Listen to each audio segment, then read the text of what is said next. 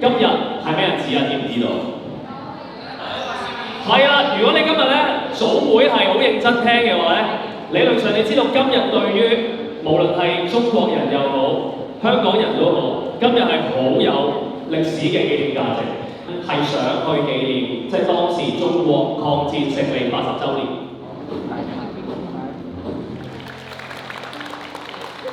習近平主席咧同緊呢啲嘅抗戰嘅老兵咧去握手嘅入邊咧，其中有一個係香港人嚟嘅。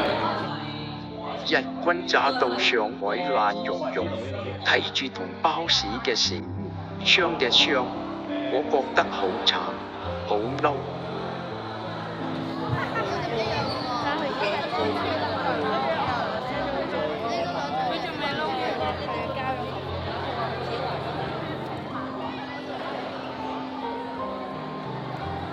呢個活動其實係令我更加清楚、深刻咁樣了解9·18事變啦，因為9·18事變係發生咗好耐啦，又係老一輩嘅付出，令我哋有今時今日嘅幸福啦、和平啦，所以我哋作為年輕人，我哋更加要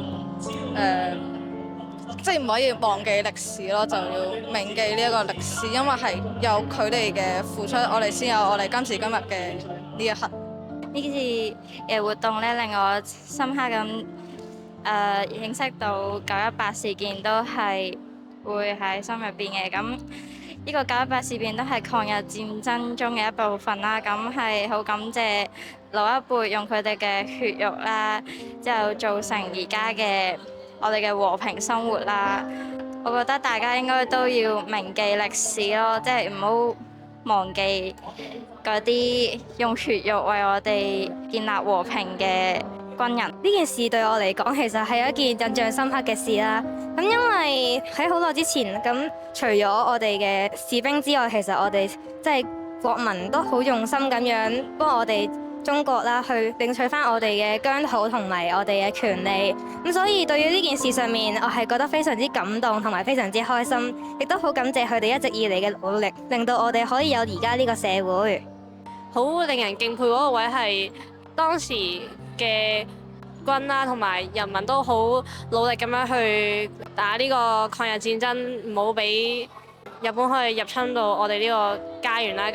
咁都要多得佢哋心血，我哋先可以能夠有呢個依家我哋嘅社會能夠更加和平，可以唔會參與到戰爭當中咯，係一件好幸福，亦都係佢哋用條命嚟換翻嚟咯，所以係好敬佩佢哋